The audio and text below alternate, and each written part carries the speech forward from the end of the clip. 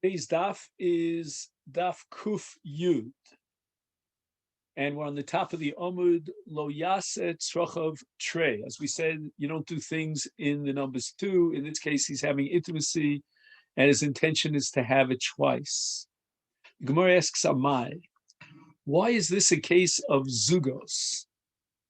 Nimlachu, isn't it a case where after he had Tashmish Amita once, he decided to have it again? So it wasn't that he originally planned it, that it should be in twos. Amar Abai Hochi Kamar, Lo Yochal Trey Velo Yishte Trey, Lo Yaset Tzrochav Afilu Pam Achas, Dilma Cholish Umitra.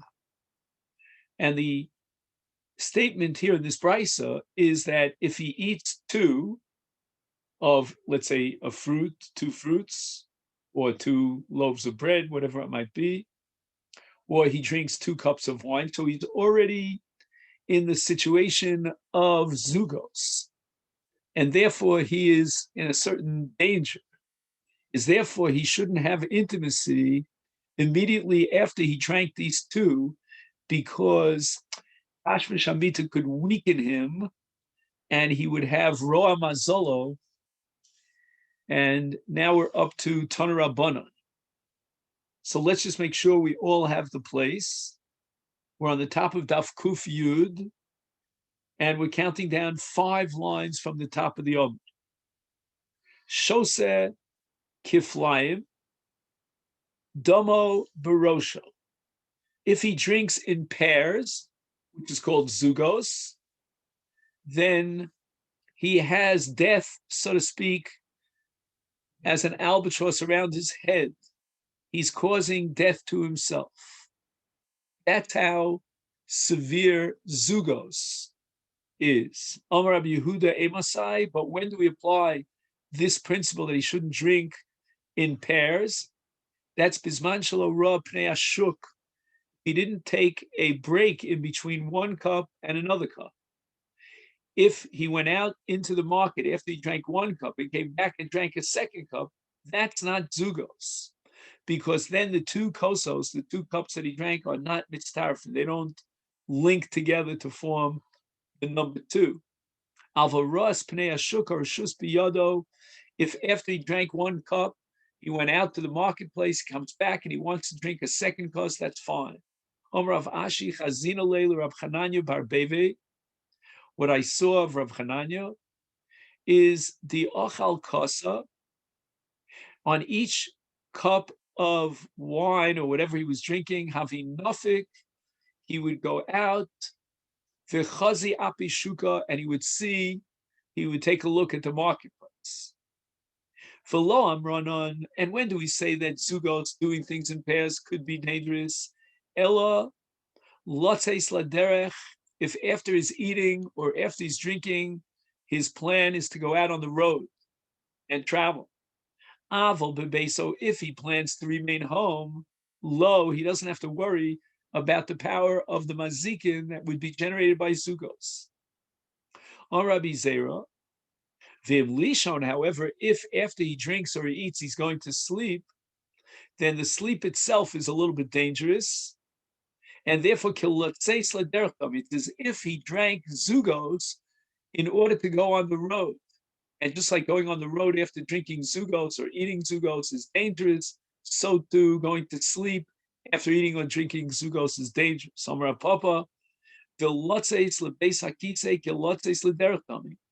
Even going to the bathroom is considered dangerous. And therefore he has to be choshesh for zugos. And if he goes to the toilet after 2, then there's a sakona here. Rabbeinu Chananel interprets this Gemara when it says that lishon v'lotzis lebeisakitzo dinam kelotzis lederach. It meant that if he sleeps between 1 kos of the other, or he goes to the bathroom between 1 kos of the other, then he doesn't have to be choshesh v'zugos. So according to Rabbeinu Chananel, Rab Zera's statement is a kula, not a chuma. Gemara asks the following kasha: so low, and we really accept the principle of Rav Ashi that if he's staying at home, then there's no problem of zugos. I'm going to prove to you from Rava that there's a problem of zugos even at home. For Rava, when he would drink after each cup, he would look up at the wall.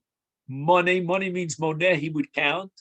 Kshure are koros, the beams of his house, so that when he drank the first kos, he would count one beam. He drank the second kos, a second beam, and so forth and so on. And that's how he's able to keep count, because the beams were located in different parts of his house, such that he knew exactly how many cups of wine he drank.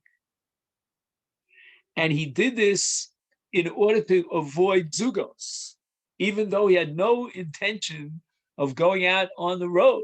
So you see that there's zugos and a danger of zugos even in the house. For Abaye had a different way of keeping count to make sure he wasn't drinking an even number of cups. So if he drank one kos, mankit le'ime trei kosi b'trei yodel.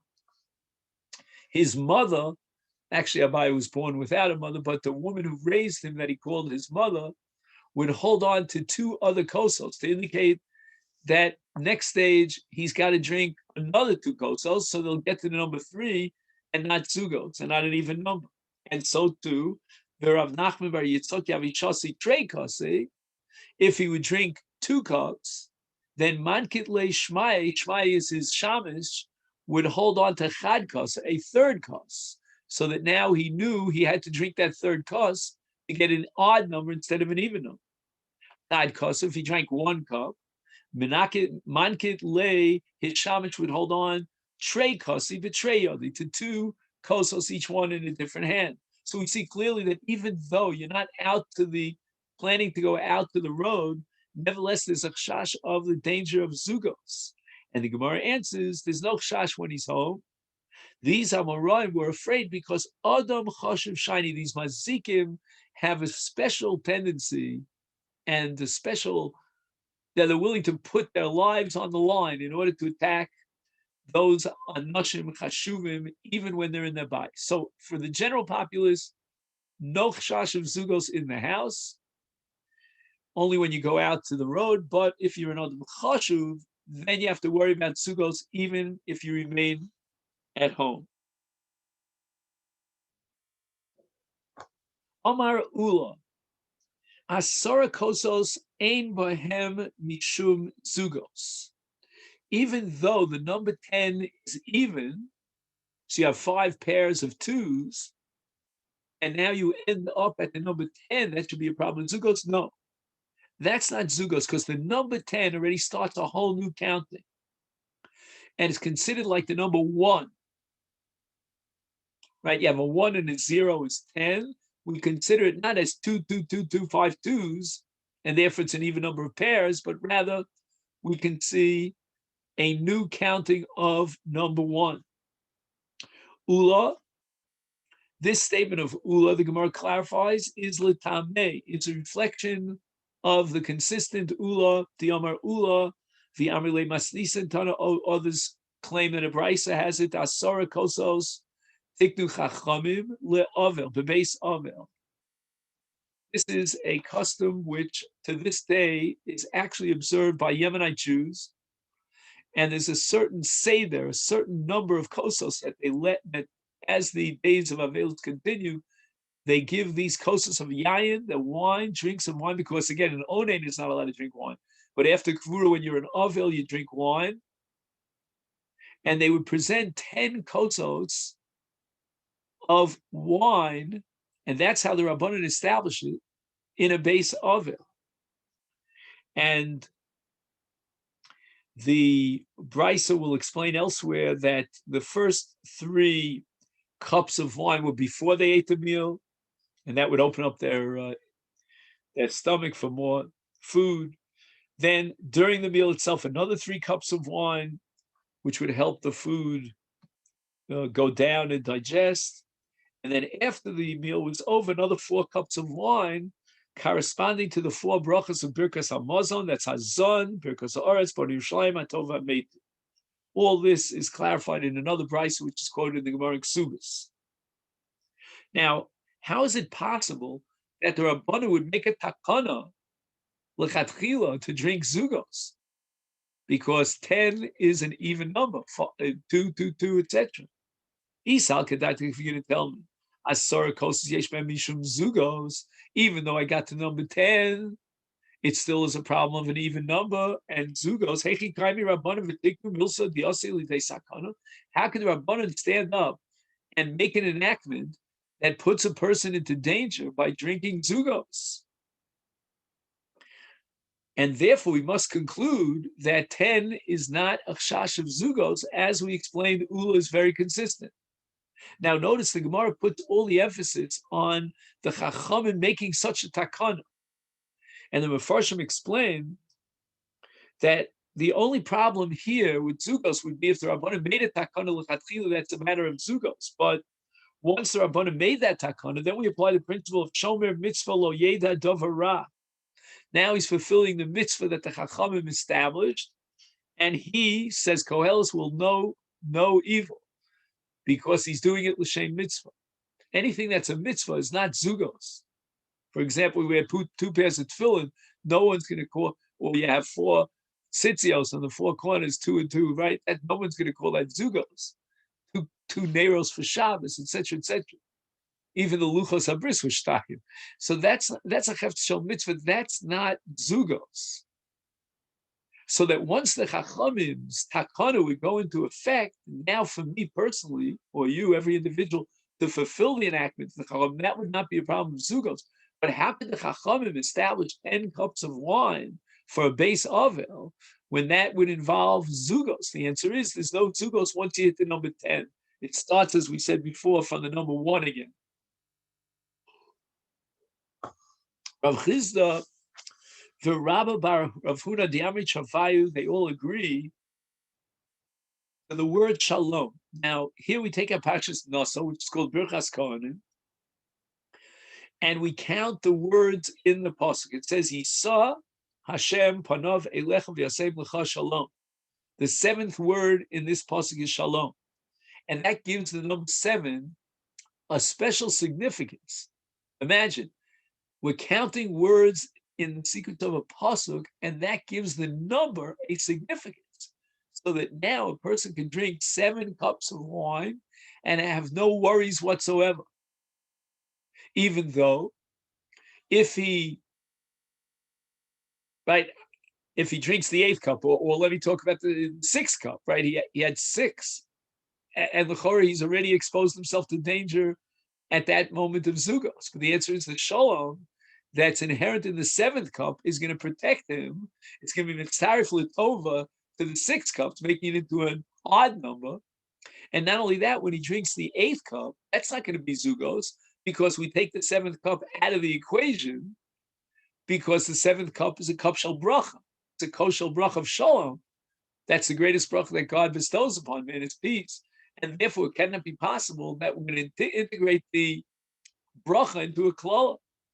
It's l'tova mitztaref, l'ra lo mitztaref, so that you can add a 7th cup to enhance the bracha and detonate and mitigate the 6, so that the 7 now goes back and integrates into the 6 to make it into an odd number and protect you from any possible zugos in the number 6.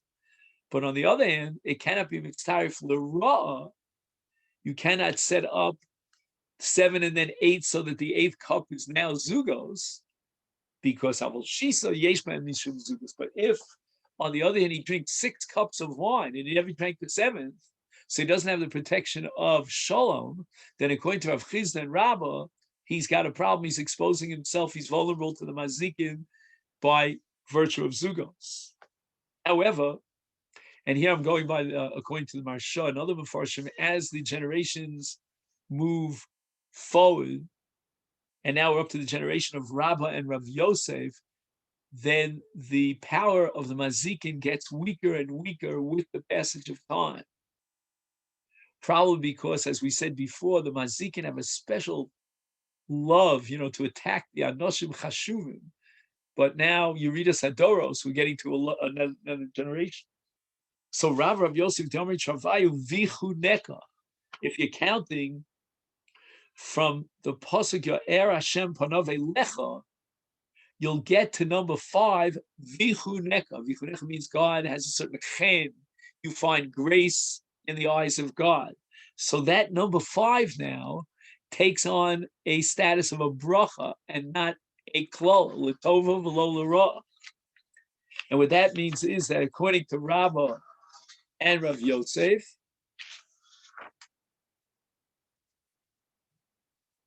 l'tova mitztarif l'ra lo mitztarif, he can now drink 5 cups of wine, and he's not going to be worried about the fact that number 4 was zugos, because number 4 is going to be mitztarif to number 5, which is vichuneka, which is l'tova, and hence the l'tova will detonate and mitigate the possible danger of the number 4. However, says the Gemara, arba yesh mishum zugos. If he drinks only 4, then he's got 2 and 2. He's got zugos. He's got a danger here. And now we get to the next generation of Amoraim, and that's Abai v'Rava. The Amish Havayu, they hold that even the 3rd cup has the segula of a bracha. Why? Because the pasuk says Yivarecha Hashem v'yishmerecha, and v'yishmerecha is a bracha that God will protect you, and that's number 3. And therefore, the tovim mitzdarif l'ro lo mitzdarif. So if he drinks 3 cups, even though he had drunk 2, and 2 stop would have been zugos, it's not zugos because the 3rd cup of the Yishmerecha is now mitztaref to the 2, and it completely mitigates the power, the negative power of 2 of zugos. The Ozda Rav.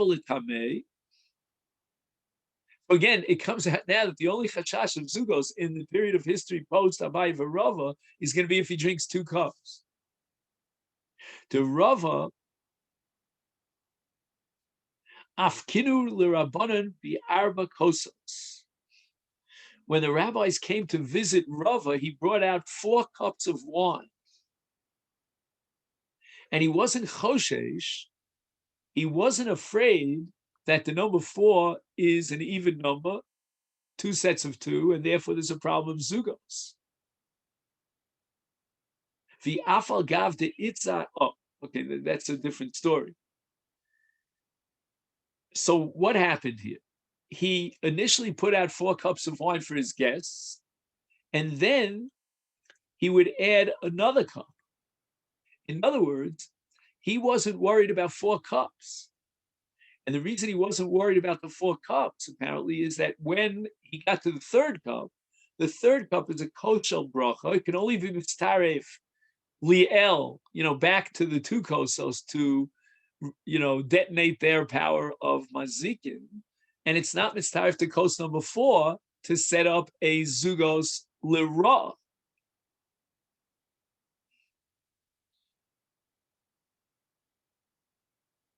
Oh, now the Gemara tells us that there was a situation, a case where one of Rava's guests was damaged, was attacked by Mazikin after he left the house of Rava. And who is that? That was Rava bar Levi. Yeah, his name was also Rava, but he was a different Rava. And when he left the house of Rava, after he drank in Rava's house 4 cups, which Rava said is not mazik, because, as we said before, coats number 3 of V'yishmerecha now is Latova and is not mitztarif l'ra, and yet lo chashla lemilsa. Even though Rava himself found out that Rava bar Levi, after he left his house, having drunk 4 kosos, was injured, he was attacked by a mazik. Nevertheless, Rava wasn't upset about that. He didn't think that that would be proof positive to undermine his shita. Why? The other, he made a comment. In other words, he observed that the reason why Rava bar Levi was damaged, was attacked and harmed, was not because of the 4 cups of wine that he drank, but Ahu, Rava says, the reason why Rava Bar Levi was injured is Mishum de Osmina Bepirkin Hafa. Because very often when I would give my drasha, my public discourse in Torah, he would stand up and ask me kashas. And sometimes he would embarrass me. Actually, there's a very interesting Gemara in Masechet Avodah Zarah. Esvei Rava Bar Levi LeRava V'chazer Bo Rava. He asked him a kasha, and Rava had no answer. He had to just completely, reject everything that he said, admit that everything he said was not oiskahal, couldn't be relied upon.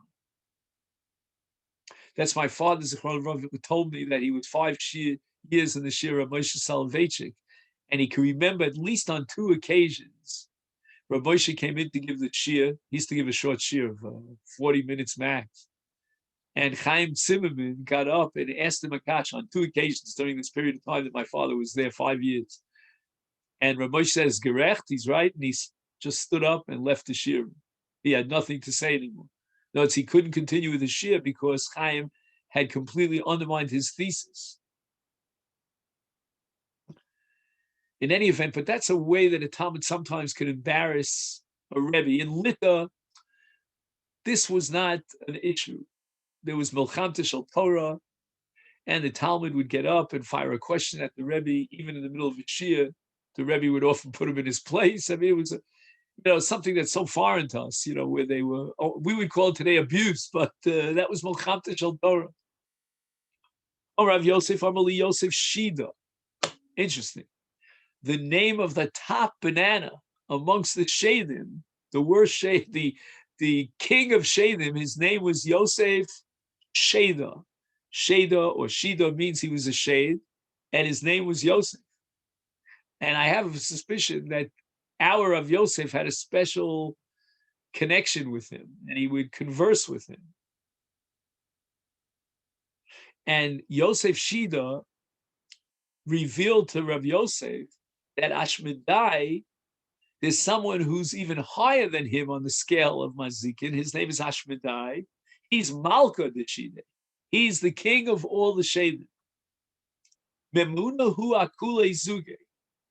And he is the one who supervises all zugos, meaning all the mazikin that are inherent in zugos. Umalka lo ikri mazik.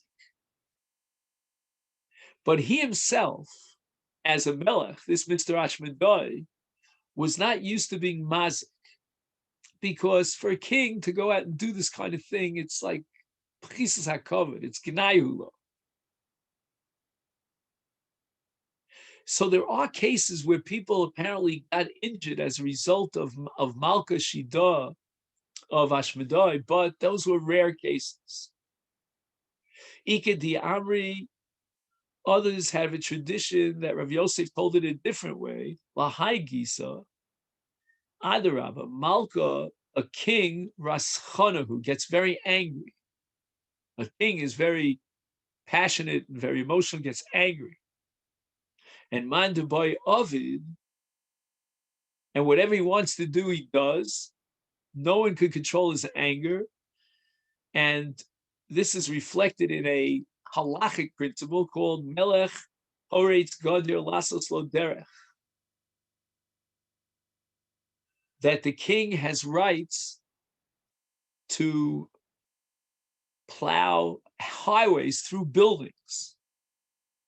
I mean, give a person a warning, you better pack out. We need the land on which your house is occupying is necessary for a derech, and therefore pack out. The Mochim Biyadu, and no one could object him. Therefore, this Malka Dishede, meaning Ashmedai, is a very dangerous character. Whatever he wants to do, if he gets angry, and he's in charge of Zugos, you better run away. You better be careful.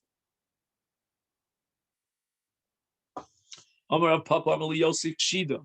Rav Papa also had a relationship with Yosef Shida. And Yosef Shida is going to tell Rav Papa about Zugos, that there's a difference between 2 and 4.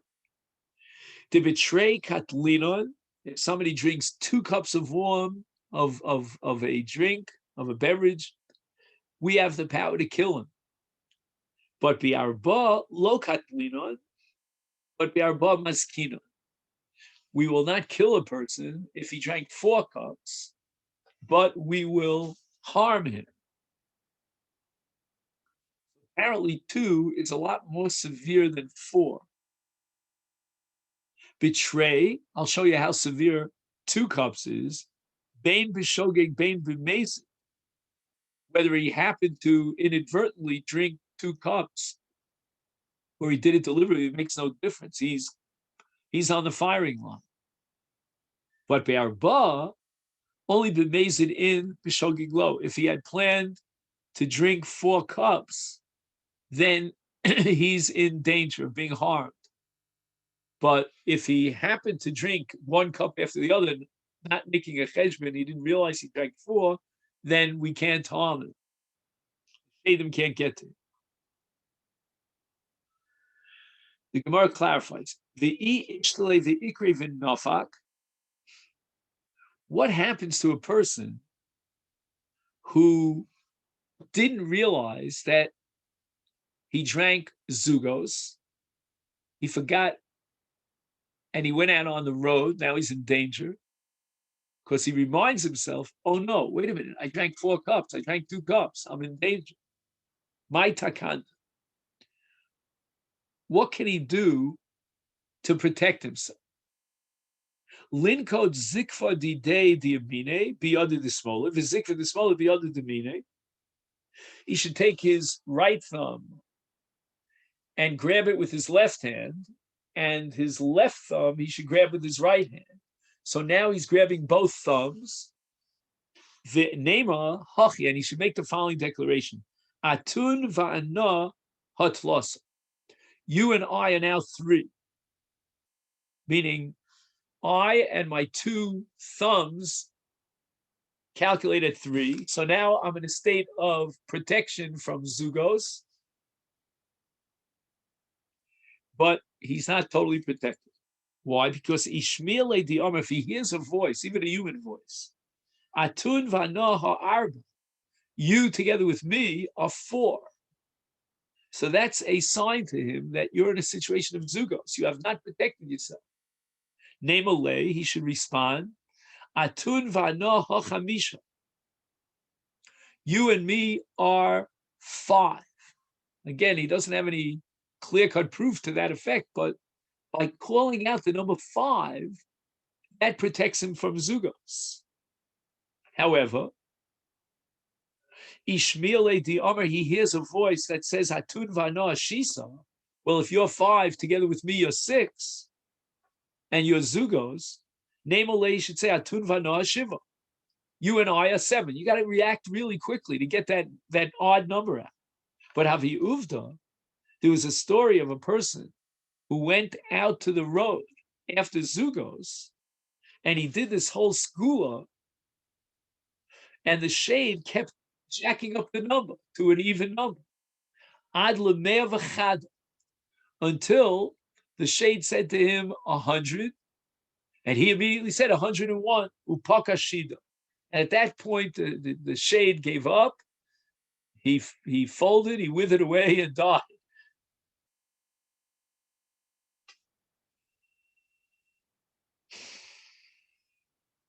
Now, the Rarsha asks the obvious question, Baruch Hashem. He says, we made a conclusion yesterday, when you get to the number 10, you're already outside of the purview of the sphere of Zugos. He says, so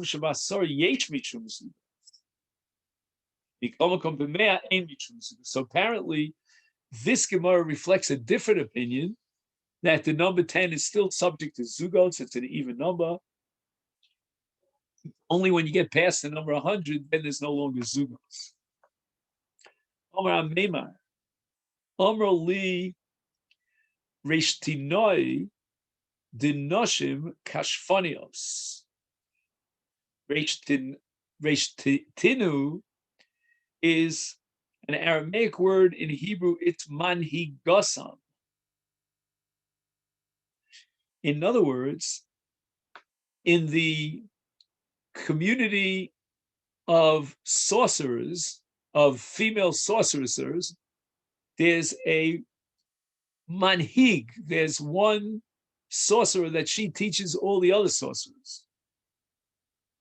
And she told Amemar that Haiman de Pogabahu Binoshim Keshvanios, if a person encounters a group of women that are witches, machshefos, and he wants to protect himself, Nema Hochi. This is what he should say to them. Now, at this point, the Hebrew is pretty good, but I'm going to take advantage of the English. And this is the Skula. He says that the Madam of Sorceresses told me that one who encounters sorceresses, he should say the following lachashi, the following kind of statement. Okay,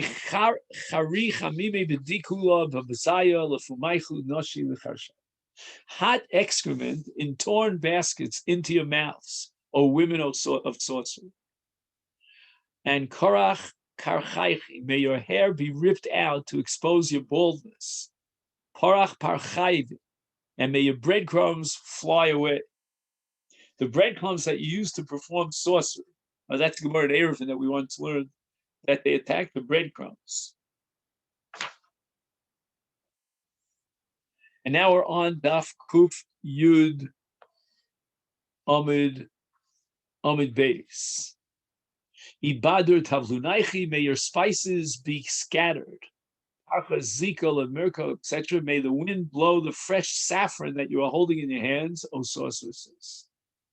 And as long as I had my grace and your grace, I do not come between you.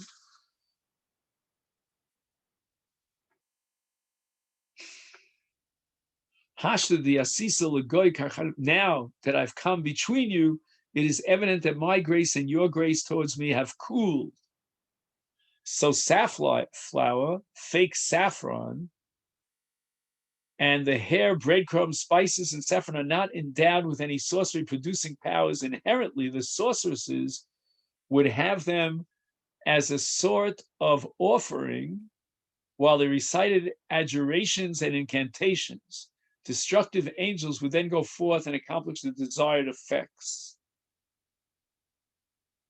So heaven was gracious towards me and not allow me to fall into your hands. I was gracious towards myself to take care in this regard.